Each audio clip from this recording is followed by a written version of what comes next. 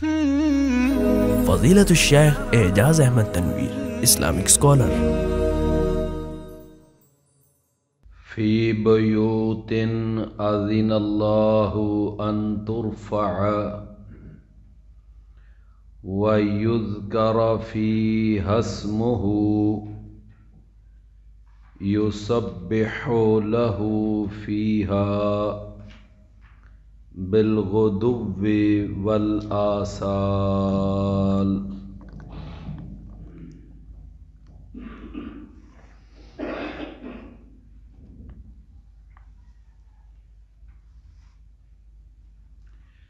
فی بیوت،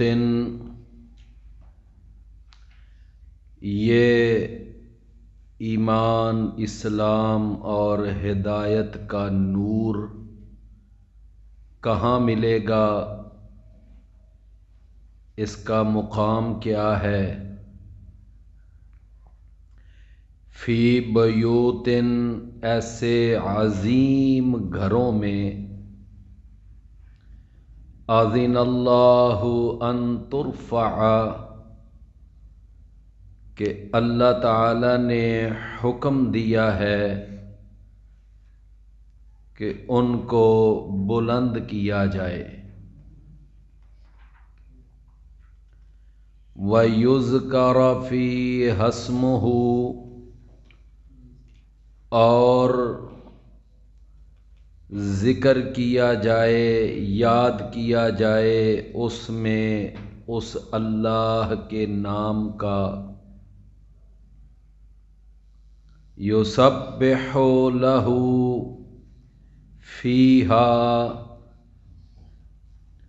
تسبیح بیان کرتے ہیں اس اللہ کے لیے ان گھروں میں، بالغدو والآصال، صبح اور شام۔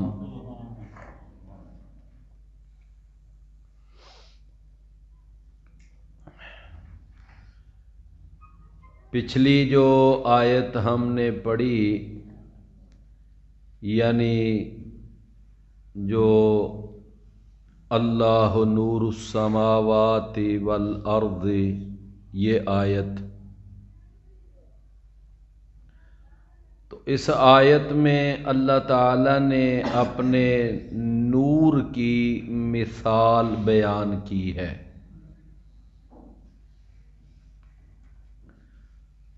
اور اللہ تعالی کے نور سے مراد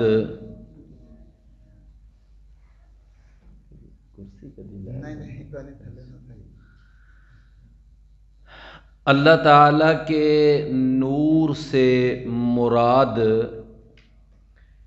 یعنی اس آیت میں جو بیان ہوا ہے وہ یہ ہے کہ نور سے مراد ہے اسلام کا نور، ایمان کا نور، ہدایت کا نور، اللہ کی وحی کا نور۔ آپ بات سمجھ رہے ہیں نا؟ نور سے مراد کیا ہے؟ اسلام کا نور، ایمان کا نور، ہدایت کا نور، اور اللہ کی وحی کا نور۔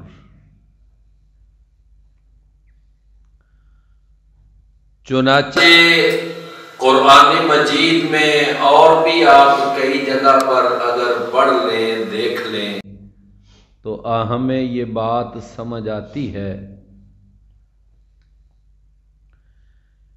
کہ بڑی مشہور آیت ہے قرآن مجید کی کہ اللہ تعالیٰ نے ارشاد فرمایا، یریدون لیطفئوا نور اللہ بافواہہم، کہ یہ جو کافر ہیں اور مشرک ہیں، ملحد ہیں، اللہ کے باغی، یہ کیا چاہتے ہیں، ان کے کیا ارادے ہیں، کیا ان کے خطرناک عزائم ہیں؟ یریدون لیطفئوا نور اللہ، یہ اللہ کے نور کو بجھانا چاہتے ہیں، اللہ کے نور کو بجھانا چاہتے ہیں۔ واللہ متم نورہ، اور اللہ تعالی اپنے نور کو مکمل کرنے والا ہے۔ ولو کرہ الکافرون، اگرچہ یہ بات کافروں کو ناپسند لگے۔ تو اس آیت کے اندر یریدون لیطفئوا نور اللہ، تو نور اللہ سے مراد پھر کیا ہوا؟ اسلام، ایمان، اور یہ ہدایت، شریعت اسلامیہ، دین اسلام۔ تو یہ لوگ جو ہیں یہ اسلام کو مٹانا چاہتے ہیں، اسلام کو دنیا سے ختم کرنا چاہتے ہیں، اور اللہ تعالی ارادہ رکھتا ہے کہ اس اسلام کو مکمل کرے، یعنی اس اسلام کو غالب کرے۔ وہ ہے نا بڑا مشہور ایک شعر ہے، بہت سارے کالجوں کے اندر بھی وہ شعر لکھا ہوتا ہے، اور کئی سکولوں کے اندر بھی یہ شعر لکھا ہوتا ہے، بڑا اچھا شعر ہے، اور وہ شعر جو ہے وہ اس آیت کا ہی ترجمہ ہے اصل میں، کہ آپ نے پڑھا ہوگا کہ نور حق ہے کفر کی حرکتوں پہ خندہ زن، نور حق ہے کفر کی حرکتوں پہ خندہ زن، پھونکوں سے یہ چراغ بجھایا نہ جائے گا۔ تو نور حق سے مراد کیا؟ اسلام، پھونکوں سے یہ چراغ یعنی اسلام یہ بجھایا نہ جائے گا۔ تو پھونکوں سے اس چراغ کو بجھانا یعنی کافر جو ہیں وہ اپنی سازشوں کے ساتھ، اپنے پراپوگنڈوں کے ساتھ، اپنی ریشہ دوانیوں کے ساتھ اس اسلام کو ختم کرنا چاہتے ہیں، لیکن اللہ اس اسلام کو غالب کرنا چاہتا ہے۔ تو میرے بھائیوں بات کیا سمجھ آئی کہ نور سے مراد ہے اسلام، ایمان اور ہدایت کا نور، یہی مراد ہے نا۔ تیسرے پارے کی آیت ہے کہ اللہ ولی الذین آمنوا، اللہ دوست ہے ان لوگوں کا جو ایمان لائے، یخرجہم من الظلمات الی النور، اللہ ان کو نکالتا ہے اندھیروں سے روشنی کی طرف، یعنی اللہ ان کو کفر اور شرک اور الحاد کے اندھیروں سے نکال کر کہاں لانا چاہتا ہے؟ اسلام کی روشنی کی طرف، ایمان کی روشنی کی طرف۔ والذین کفروا اولیاؤہم الطاغوت، اور وہ جو کافر ہیں ان کے دوست تو طاغوت ہیں، یخرجونہم من النور الی الظلمات، وہ ان کو روشنی سے نکال کر اندھیروں کی طرف لے کر جانا چاہتے ہیں، وہ ان کو اسلام سے مرتد کر کے وہ دوبارہ کفر میں لے کر جانا چاہتے ہیں۔ فرمایا اولئک اصحاب النار ہم فیہا خالدون، یہ آگ والے ہیں، وہ اس آگ میں ہمیشہ رہنے والے۔ تو میں نے جو دو آیتیں آپ کو سنائی ہیں کہ یریدون لیطفئوا نور اللہ، اور دوسری آیت اللہ ولی الذین آمنوا یخرجہم من الظلمات الی النور، ان دونوں آیتوں میں نور سے مراد کیا ہے پھر؟ اسلام کا نور، ایمان کا نور، ہدایت کا نور، اللہ کی وحی کا نور۔ تو میرے بھائیوں یہ جو مثال اللہ نے بیان کی نا پچھلی آیت میں کہ اللہ نور السماوات والارض، تو یہ اللہ کا نور جو ہے نا اس کی ایک مثال ہے۔ مثال کیا؟ کہ جس طرح ایک طاق ہے، اس طاق میں ایک چراغ ہے اور وہ چراغ ایک قندیل میں ہے، اور قندیل میں جو تیل ہے وہ بھی زیتون کا ہے، اور زیتون کا بھی وہ کہ جو نہ شرقیہ ہے نہ غربیہ ہے، بڑا اعلیٰ پائے کا تیل اس کے اندر ہے۔ یہ ساری مثال اللہ نے دی۔ فرمایا اسی طرح ایک مومن جو ہے اس کے دل کے اندر جو اسلام کا نور ہے، جو ایمان کا نور ہے، جو ہدایت کا نور ہے، تو اس کی مثال اللہ نے بیان کی۔ فرمایا کہ ایک مومن آدمی کے دل کے اندر جو ہدایت کا نور ہے، جوں جوں وہ دین کے اندر آگے بڑھتا جاتا ہے وہ نور بھی بڑھتا جاتا ہے۔ ایک آدمی ہے، اس نے کلمہ پڑھا، نمازیں شروع کر دیں، زکوٰۃ دینے لگ گیا، حج عمرے پہ چلا گیا، اللہ نے توفیق دی، جہاد میں شامل ہوا، یعنی جوں جوں وہ آگے بڑھتا جائے گا تو اسی طرح روشنی بھی بڑھتی جائے گی۔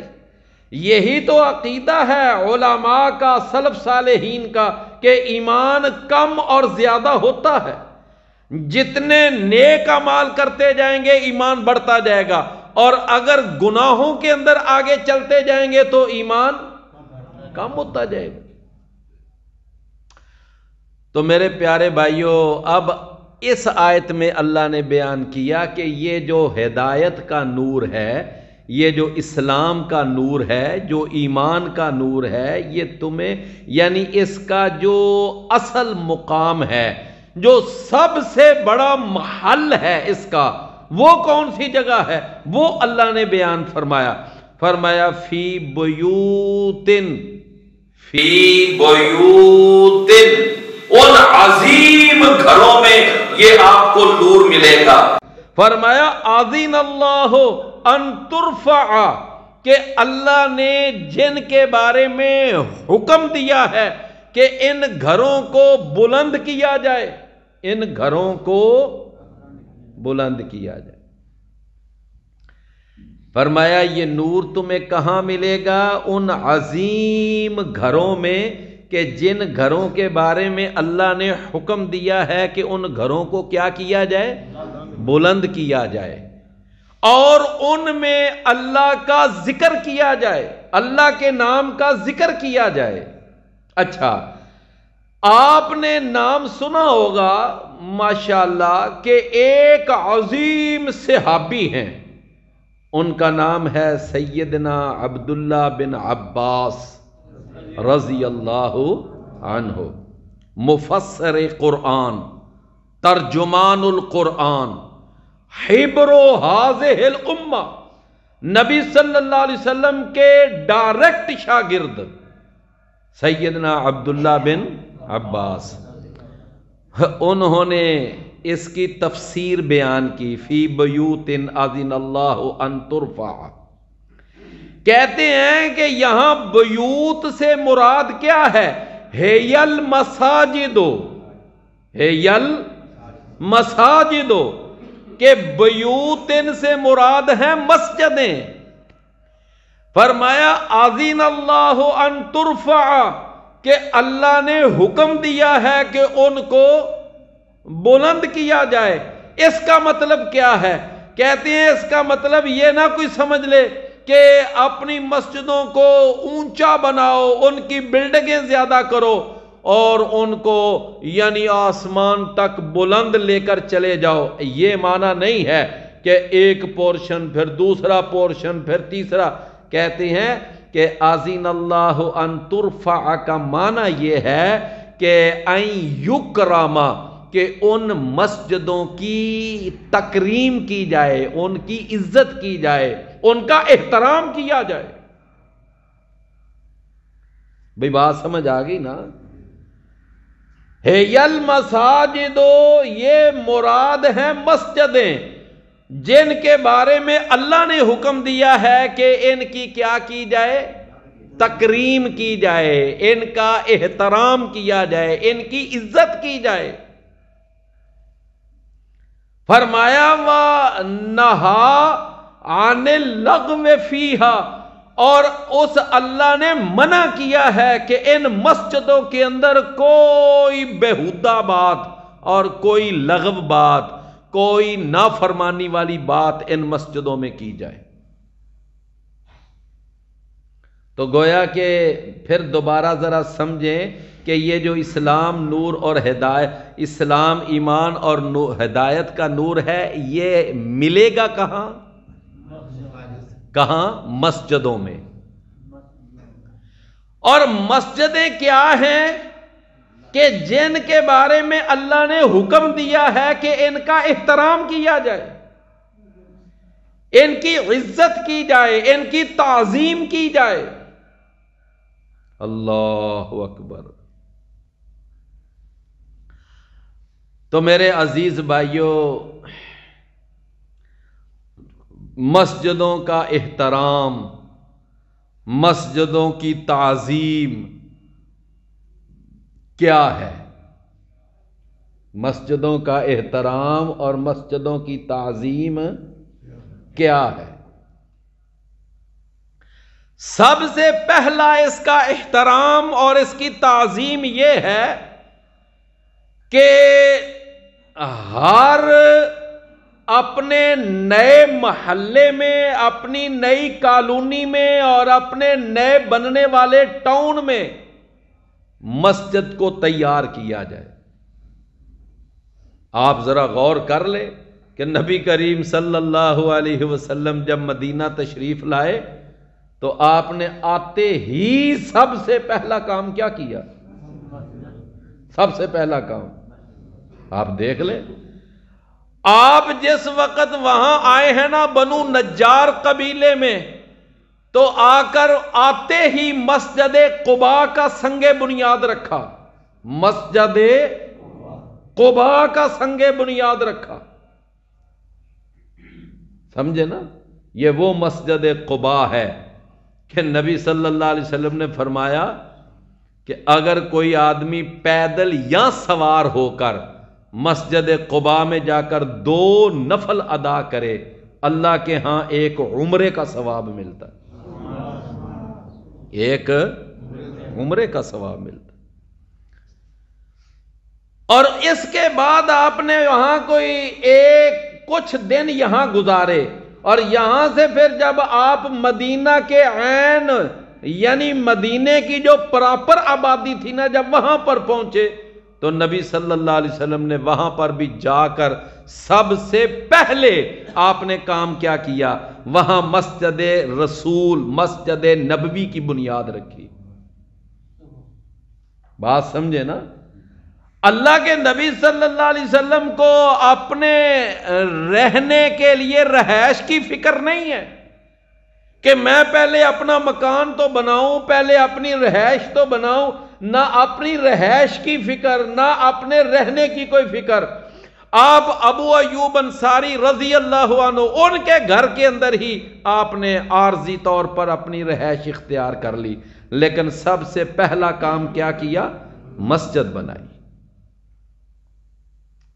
بات سمجھ آئی نا؟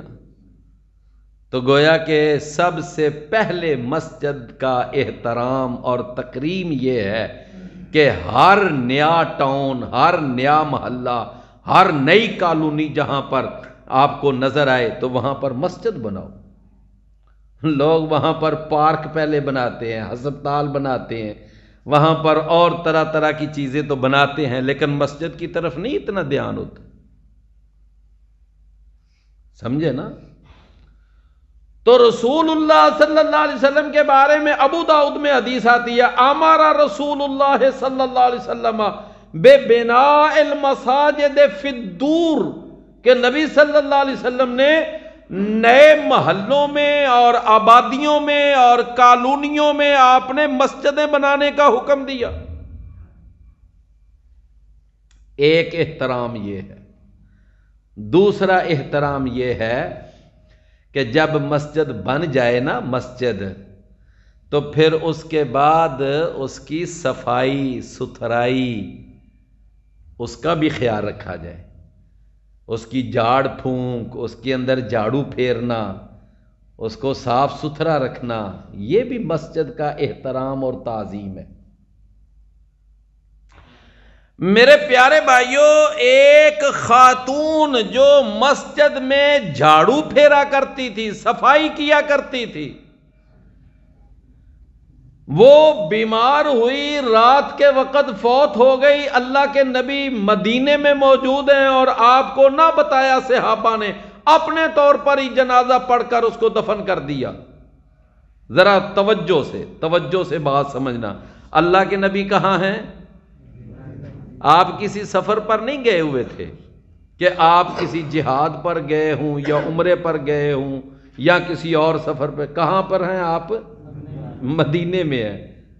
اور کون عورت فوت ہوئی؟ مسجد کی صفائی کرنے والی، مسجد میں جھاڑو دینے والی۔ صحابہ نے کیا کیا کہ اللہ کے رسول کو اب ضرور بتانا ہے، ضرور اٹھانا ہے، ان کو ضرور بے آرام کرنا ہے، چلے ہم اس کا جنازہ پڑھ کے دفن کر دیا۔ لو نبی کریم صلی اللہ علیہ وسلم نے کچھ دن دیکھا کہ وہ بی بی نہیں نظر آ رہی، وہ جو صفائی کرتی تھی، جھاڑو دیتی تھی، وہ نظر نہیں آ رہی۔ پوچھا، اور یہ صحیح بخاری میں واقعات ہے، کانت تقم فی المسجد، وہ جھاڑو پھیرا کرتی تھی مسجد میں۔ آپ نے پوچھا وہ خاتون کدھر ہے؟ تو بتایا گیا اللہ کے رسول وہ نہ کچھ دن ہوئے ہیں، فوت ہو گئی تھی، ہم نے اس کا جنازہ پڑھا، دفن کر دیا۔ تو نبی صلی اللہ علیہ وسلم نے اظہار ناراضگی کیا، آپ نے ایکشن لیا اس بات کا۔ آپ نے فرمایا ہلا آذنتمونی، تم نے مجھے اطلاع کیوں نہ دی، مجھے بتایا کیوں نہیں؟ سمجھے نا؟ اچھا، اس کے بعد آپ نے کیا فرمایا کہ تم نے مجھے بتایا کیوں نہیں؟ لو میرے بھائیوں، نبی صلی اللہ علیہ وسلم تو مدینے میں ہے اور اللہ کے نبی نے کچھ دن دیکھا کہ وہ بی بی نہیں ہے، تو آپ نے پوچھا تو پھر بتایا گیا۔ آج ہمارے وہ بھائی اس واقعہ سے ذرا عقیدہ سمجھے نا، کہ جو یہ عقیدہ رکھتے ہیں کہ نبی صلی اللہ علیہ وسلم عالم الغیب تھے۔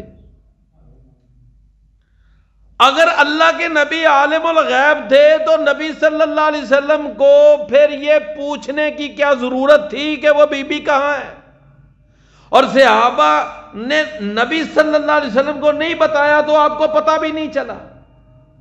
یہاں پر لوگ کہتے ہیں جی ان کو ما کان و ما یکونوں کا علم تھا، یعنی ساری کائنات کا علم وہ جانتے تھے۔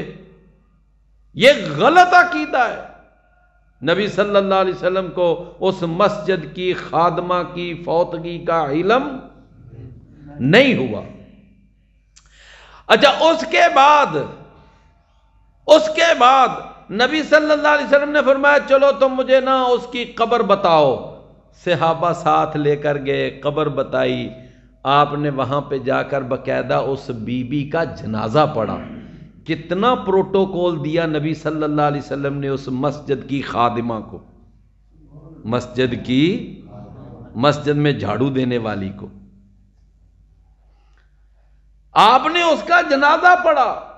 اچھا، بعض لوگوں کا یہ عقیدہ ہے کہ نبی صلی اللہ علیہ وسلم باقاعدہ جسمانی طور پر ہر قبر میں اپنے امتی کے پاس آتے ہیں۔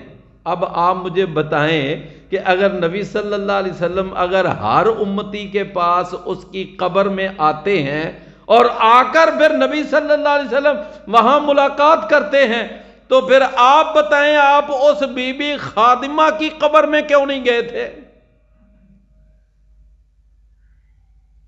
نہیں نہ گئے تھے اس کی قبر میں۔ اگر گئے ہوتے تو پھر نبی صلی اللہ علیہ وسلم کو یہ پوچھنے کی کیا ضرورت تھی کہ وہ بی بی کہاں ہے؟ اچھا مجھے اس کی قبر بتاؤ، کچھ بھی نہیں، پتہ ہی نہیں۔ لہذا میرے بھائیوں، یہ عقیدہ بھی غلط ہے کہ نبی صلی اللہ علیہ وسلم جسمانی طور پر ہر قبر میں جاتے ہیں، ہر امتی کی قبر میں جاتے ہیں، یہ غلط ہے۔ سمجھے نا؟ یہ کیا ہے؟ یہ غلط عقیدہ ہے۔ تو بہرحال اس خاتون کا سب سے بڑا کارنامہ کیا تھا کہ وہ مسجد میں صفائی کرتی تھی، جھاڑو دیا کرتی تھی۔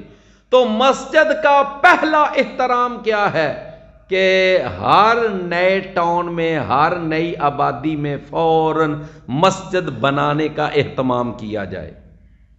اور دوسرا اہتمام کیا ہے کہ مسجد بن جائے تو اس میں صفائی کا بھی اہتمام کیا جائے۔ اور تیسرا یعنی کہ مسجد کا احترام کیا ہے؟ تیسرا کہ ہر قسم کی نجاست سے مسجد کو پاک رکھا جائے، ہر قسم کی۔ اللہ اکبر۔ اچھا میرے بھائیو، آپ یہ بتائیں کہ یہ جو بت ہیں، یہ بت یہ پلید ہیں کہ نہیں ہیں؟ قرآن میں دیکھ لیں، قرآن میں آتا ہے، سورہ الحج پڑھ لیں، 39 نمبر آیت ہے، فرمایا وَاجْتَنِبُوا الرِّجْسَ مِنَ الْأَوْثَانِ وَاجْتَنِبُوا قَوْلَ الزُّورِ، کہ ان بتوں کی پلیدی سے اپنے آپ کو بچاؤ، بتوں کی پلیدی سے اپنے آپ کو بچاؤ۔ تو اس کا مطلب ہوا کہ یہ بت کیا ہوتے ہیں؟ پلید ہیں۔ اچھا، جن جگہوں پر یہ بت رکھے جائیں اور وہاں پر غیر اللہ کی عبادت کی جائے تو وہ جو آستانے ہیں، وہ جو درگاہیں ہیں، وہ جو گدیاں ہیں اور وہ جو مزار ہیں، وہ بھی کیا ہیں؟ وہ بھی پلید ہیں۔ کہاں لکھا ہوا ہے؟ سورہ المائدہ، یا ایھا الذین آمنوا انما الخمر والمیسر والانصاب والازلام رجس من عمل الشیطان، کہ اے ایمان والو، یہ شراب، یہ جوا اور یہ غیر اللہ کی عبادت کے آستانے، یہ اڈے، یہ مراکز اور یہ تیر آزمائی کے، یہ قسمت آزمائی کے تیر، یہ فال گیری، اللہ نے قرآن میں فرمایا رجسن، یہ چاروں چیزیں پلید ہیں۔ یہ چاروں چیزیں کیا ہیں؟ تو یہ آستانے بھی کیا ہوئے ہیں جی؟ اللہ، تم اپنی طرف سے چاہے اس کو مزار شریف کہتے رہو، دربار شریف کہتے رہو، لیکن قرآن تو ان کو پلید کہہ رہا ہے۔ بھئی میری تو بات نہیں نا، بھئی میں تو نہیں نہ کہہ رہا، یہ تو قرآن کی آیت ہے کہ انما الخمر والمیسر والانصاب، الانصاب، الانصاب کا کیا معنی ہے؟ یہ عبادت کے لیے، غیر اللہ کی عبادت کے لیے بنے ہوئے آستانے، فرمایا یہ سارے، اور پھر یہ فال گیری کے تیر، یہ سب پلید ہیں۔ تو میرے بھائیوں، اب ذرا غور فرمانا کہ بت کیا ہیں؟ پلید۔ یہ قرآن کی میں نے آیت آپ کو سنائی ہے، وَاجْتَنِبُوا الرِّجْسَ مِنَ الْأَوْثَانِ۔ پھر اللہ نے ان آستانوں کو بھی پلید کہا جہاں غیر اللہ کی عبادت ہوتی ہے۔ وہ بت بھی پلید اور وہ غیر اللہ کی عبادت کے لیے بنائے ہوئے آستانے بھی پلید، اور وہاں پر جا کر غیر اللہ کی عبادت کرنے والے وہ مشرک بھی۔ یہ کہاں لکھا ہوا ہے؟ قرآن مجید میں، انما المشرکون نجس، سمجھے نا؟ انما المشرکون، کہ مشرک پلید ہوتے ہیں۔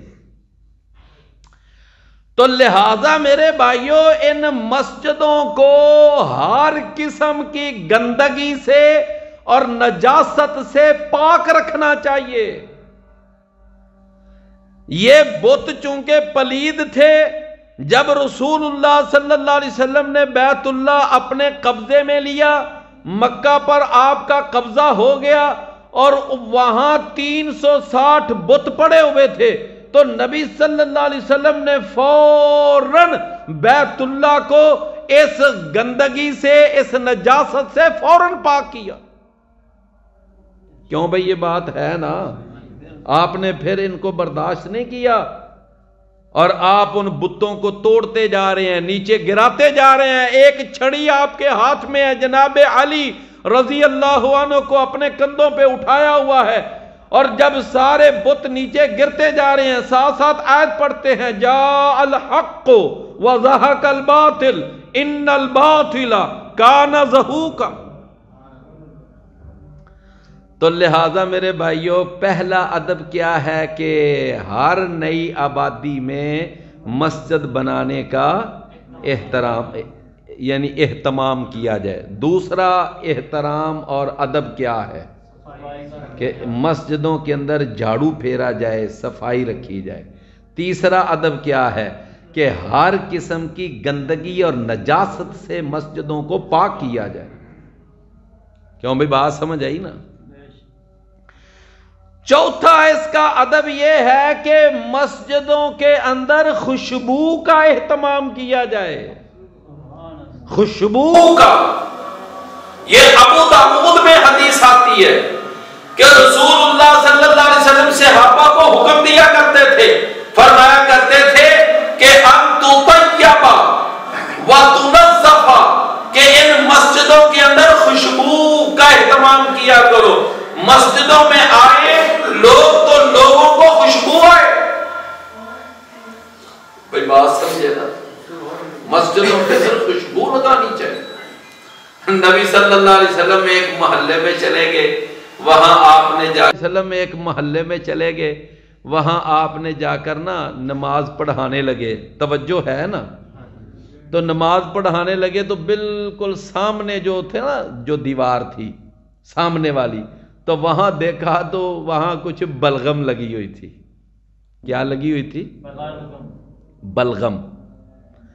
اب وہ بلغم جو ہے نا وہ خشک بھی ہو جائے تو وہ نظر تو آتی ہے نا۔ بلغم اگر خشک بھی ہو جائے تو وہ نظر آتی ہے۔ تو نبی صلی اللہ علیہ وسلم جا کر جماعت کروانے لگے، نماز پڑھانے لگے، فوراً سامنے نظر پڑی تو وہاں دیکھا بلغم لگی ہوئی ہے۔ تو آپ نے فوراً پوچھا کہ یہ بھئی بلغم کیسے آ گئی، یہ کہاں سے، کیا مسئلہ ہے؟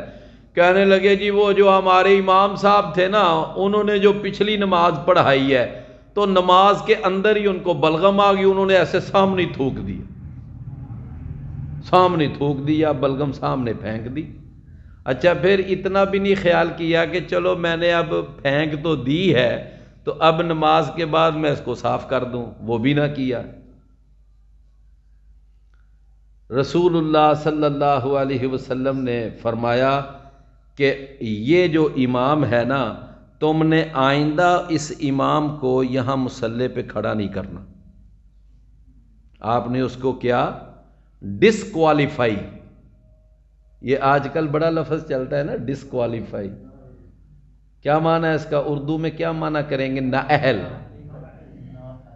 نااہل قرار دے دیا۔ سمجھے نا؟ یہ آج کل سیاسی طور پر یہ لفظ بڑا چلتا ہے۔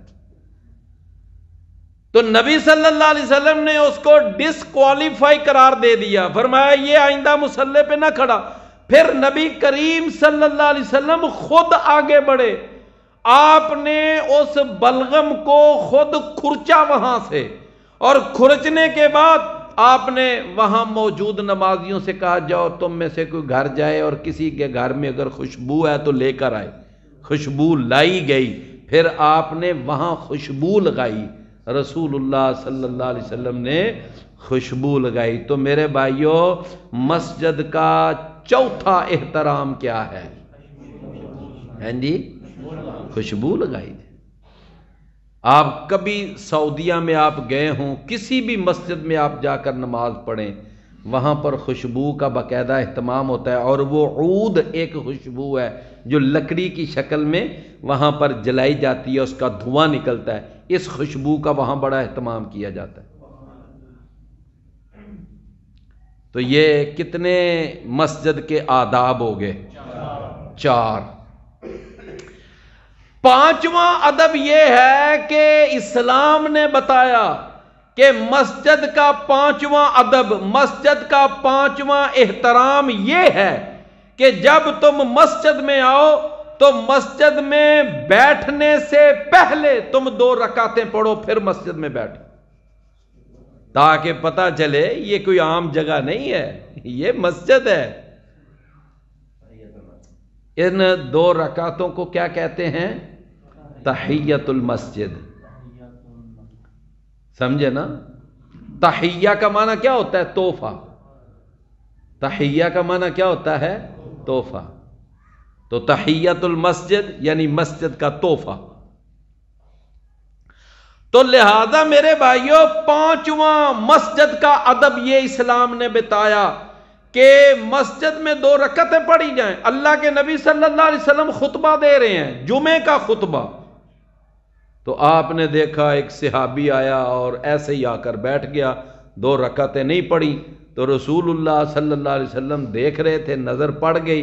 آپ نے فرمایا کہ اصلیت رکعتین، 2 رکعتیں پڑھی ہیں تو نے؟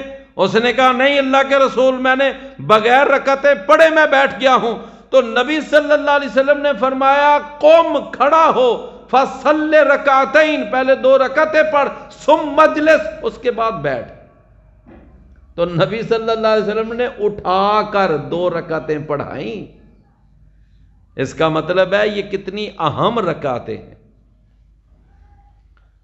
لیکن دیکھ لیں بعض لوگوں نے مذہب بنایا ہوا ہے، نہیں جی نہیں، دوران خطبہ نہیں، دوران خطبہ نہیں ہے جی، بعد میں ٹائم دیں گے ہم۔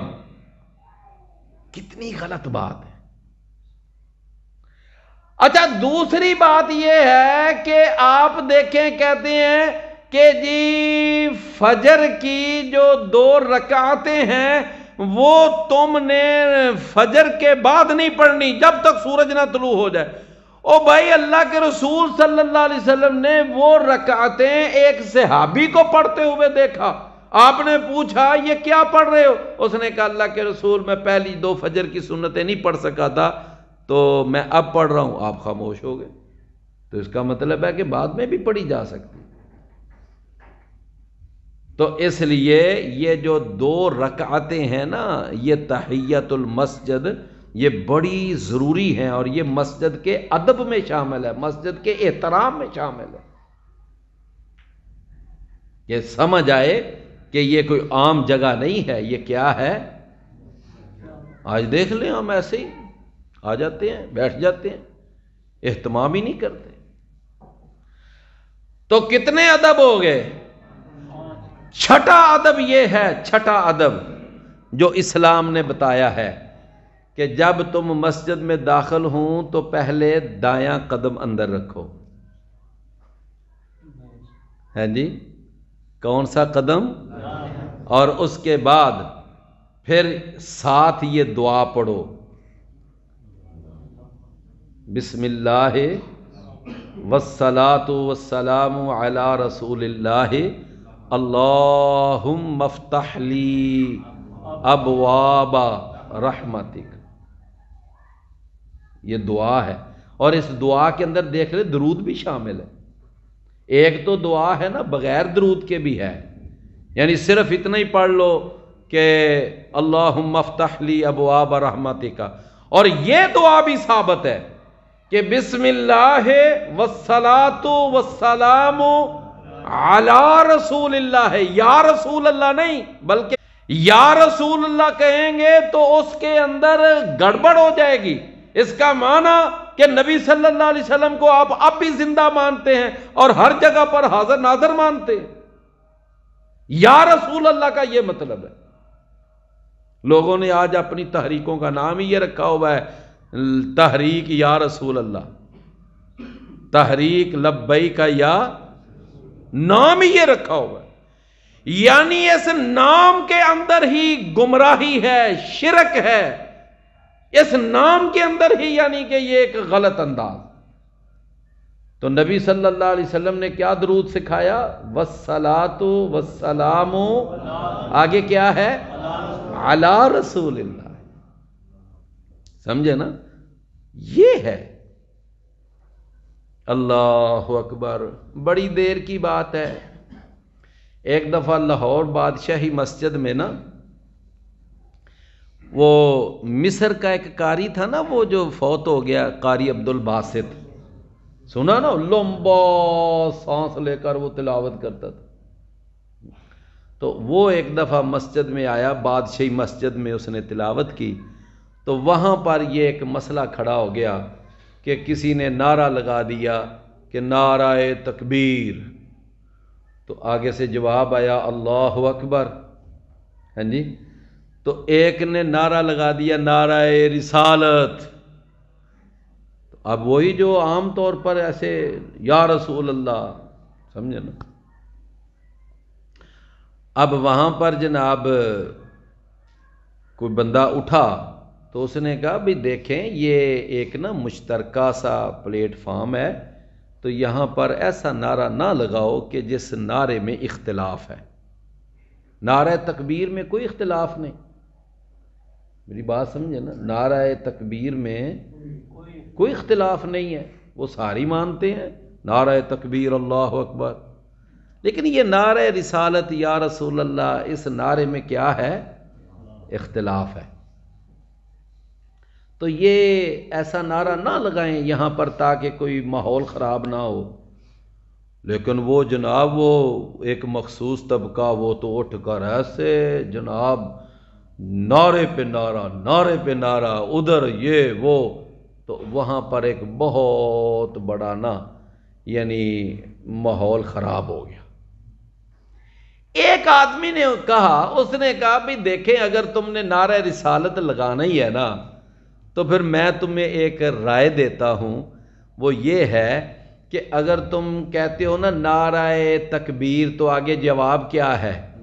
اللہ اکبر. تو نعرہ رسالت کے آگے کہہ لو محمد الرسول اللہ. ہاں اگر یہ کہہ لو تو پھر ٹھیک ہے، اس میں کوئی مسئلہ نہیں. نعرہ رسالت اور آگے کیا؟ محمد الرسول اللہ. سمجھ آئی نا؟ یہ کہہ لو نا جی نا، ہم نے نعرہ رسالت یا رسول اللہ ہی کہنا ہے. تو میں عرض یہ کر رہا تھا کہ رسول اللہ صلی اللہ علیہ وسلم نے کیا درود سکھایا؟ فرمایا مسجد میں آؤ تو کیا پڑھو؟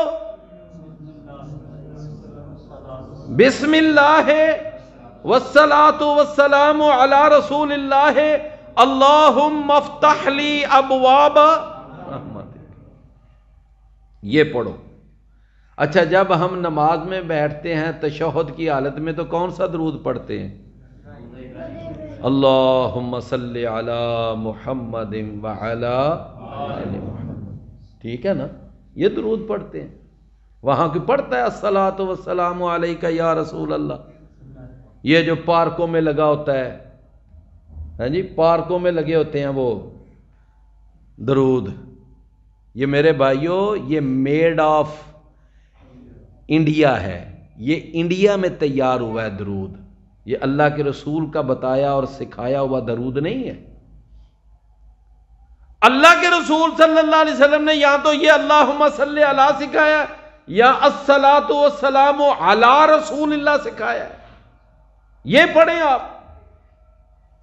اچھا میں آپ ذرا دیکھیں کہ ایک آدمی جب 5 وقت مسجد میں جائے گا اور 5 وقت مسجد میں جاتے ہوئے یہ دعا پڑھے گا کہ بسم اللہ والصلاۃ والسلام علی رسول اللہ، اور اسی طرح جب وہ 5 دفعہ یعنی نماز میں شامل ہوگا اور ہر تشہد میں پڑھے گا اللہم صلی علی محمد، تو مجھے آپ بتائیں ایک دن کے اندر کتنی دفعہ وہ درود پڑھ لے گا؟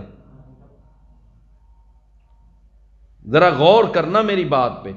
اور پھر جب اذان سنیں تو اذان کے بعد پھر درود کا اللہ کے رسول نے حکم دیا کہ جب تم مؤذن کی اذان سنو اذان کے ساتھ ساتھ مؤذن کا جواب دو، اور جب وہ فارغ ہو جائے تو ثم صلوا علیہ، پھر میرے اوپر درود پڑھو. تو مسجد میں جاتے وقت بھی درود پڑھ لیا، اذان سننے کے بعد بھی درود پڑھ لیا، اور نماز کے ہر تشہد میں درود پڑھ لیا، تو ایک دن اور رات میں بندہ کتنی دفعہ درود پڑھ سکتا ہے؟ کئی دفعہ. اور بھائی تشہد ایک نہیں نہ ہوتا، کئی تشہد ہوتے ہیں. میری بات آپ سمجھ رہے ہیں نا؟ اچھا لیکن کئی جگہوں پر نا میں نے یہ بورڈ پڑھے ہیں، یہ لکھا ہوتا ہے کیا آپ نے آج درود شریف پڑھا ہے؟ یہ لکھا ہوتا ہے نا۔ دیکھو اللہ کے بندو، یہ کوئی جملہ لکھنے والا ہے؟ کیا آج آپ نے درود شریف پڑھا ہے؟ او بھائی اتنا لکھو ہاں کہ کیا آج آپ نے 5 نمازیں پڑھی ہیں؟ یہ لکھو تو مزہ تو آئے نا، سمجھ تو آئے کہ جب بندہ 5 نمازیں پڑھے گا تو ایک دفعہ چھوڑ وہ کئی دفعہ نبی صلی اللہ علیہ وسلم پر درود پڑھے گا۔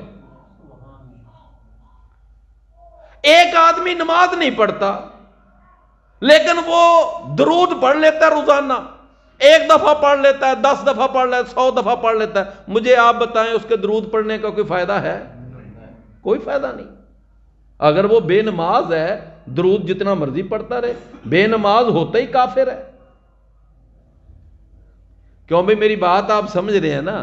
تو پھر جملہ یہ لکھنا چاہیے کہ کیا آپ نے آج 5 نمازیں مکمل پڑھی ہیں یا نہیں، یا جملہ یہ لکھنا چاہیے کیا آج آپ نے درود شریف پڑھا ہے؟ او بھائی نمازیں پڑھیں گے تو درود شریف تو خود بخود آ جائے گا، وہ تو خود بخود آ جائے گا۔ تو بات وہ کرنی چاہیے کہ جس کے کرنے کا لکھنے کا کوئی فائدہ بھی ہو۔ محض ایک آدمی درود پڑھ لیتا ہے، نماز نہیں پڑھتا، اس کے درود پڑھنے کا کوئی رتی بھی فائدہ نہیں ہے۔ تو اس لیے خیر نبی صلی اللہ علیہ وسلم نے ایک مسجد کا ادب کیا بیان کیا، جب تم اندر پاؤں رکھو تو کیا پڑھو؟ ہاں جی، دایاں پاؤں اندر رکھو اور ساتھ یہ دعا پڑھو کہ اللہم افتح بسم اللہ والصلاة والسلام علی رسول اللہ اللہم افتح لی ابواب رحمتک۔ ٹھیک ہے جی؟ فرمایا جب تم مسجد سے باہر نکلو تو پھر کیا کرو؟ پہلا بایاں پاؤں اب باہر رکھو اور نکلتے وقت پھر دعا پڑھو بسم اللہ والصلاة والسلام علی رسول اللہ اللہم انی اسألک من فضلک۔ یہ دعا پڑھو وہاں پر۔ تو میرے پیارے بھائیوں، تو یہ ایک مسجد کے لیے آداب ہیں جو رسول اللہ صلی اللہ علیہ وسلم، ان ساری باتوں پر اگر عمل کیا جائے گا تو الحمدللہ ہم کیا کریں گے؟ مسجد کا ادب کریں گے، مسجد کا احترام کریں گے، مسجد کی تکریم کریں گے۔ تو اللہ نے کیا فرمایا؟ فی بیوتن، یہ جو نور ہے نا اسلام کا، ایمان کا، ہدایت کا، اس کا مقام کیا ہے؟ اس کی جگہ کیا ہے؟ وہ کون سی جگہ ہے؟ فرمایا فی بیوتن، وہ ان عظیم گھروں میں ہے۔ اور وہ عظیم گھر کون سے ہیں؟ ہیں جی؟ مسجدیں۔ وہ عظیم گھر کون سے ہیں؟ مسجدیں ہیں۔ فرمایا یہ تمہیں اسلام، ایمان اور ہدایت کا نور کہاں سے ملے گا؟ یہ مسجدوں میں ملے گا تمہیں۔ فرمایا فی بیوت اذن اللہ ان ترفع، کہ جن کے بارے میں اذن اللہ، اذن اللہ، اذن کا اذن کے قرآن میں 3 معنی بیان ہوئے ہیں۔ ایک اذن کا معنی ہوتا ہے حکم دینا۔ کیا معنی ہوتا ہے؟ حکم دینا۔ اور قرآن مجید میں ہے وما ارسلنا من رسول الا لیطاع باذن اللہ، ہم نے جو بھی رسول دنیا میں بھیجا ہے اس لیے بھیجا ہے کہ اللہ کے حکم کے مطابق اس کی اطاعت کی جائے، اللہ کے حکم کے مطابق۔ تو یہاں اذن اللہ کا معنی کیا ہے؟ اللہ کے حکم۔ اور اذن کا ایک معنی ہوتا ہے اجازت۔ ایک معنی کیا ہوتا ہے؟ اجازت۔ اور یہ بھی قرآن میں آتا ہے۔ اللہ نے فرمایا کہ आज़ीन अल्लाह, अल्लाह ने इजाजत दी है उन लोगों को कि जिन पर मक्का के अंदर जुल्म किया जाता था कि अब वो भी हाथों में तलवार पकड़े, तीर पकड़े, मैदान में आए और इन काफरों का मुकाबला करें। समझ आई ना? ये कुरान मजीद में है कि अल्लाह ने अब इनको क्या दी है? इजाजत दी है। तो आजीना, आजीना का एक माना हो गया हुक्म देना, दूसरा माना एक इज़न का माना होता है तौफीक, और यह भी कुरान में मौजूद है। फरमाया कम मिन फिअतिन कलीलतिन गलबत फिअतन कसीरतन बिइज़्निल्लाह, कि कितनी थोड़ी जमातें बड़ी जमातों पर गालिब आ गई बिइज़्निल्लाह, अल्लाह की तौफीक से, अल्लाह की मदद से। तो यह भी एक माना है। तो यहां पर जो है ना क्या माना है कि आज़ीन अल्लाहु अन तुरफा, कि अल्लाह ने हुक्म दिया है कि उनको बुलंद किया जाए। तो भाइयों, बुलंद किया जाए का माना क्या है जी? कि उनका एहतराम किया जाए, उनका अदब किया जाए। तो पहला अदब आज के दर्स में हमने क्या पढ़ा है?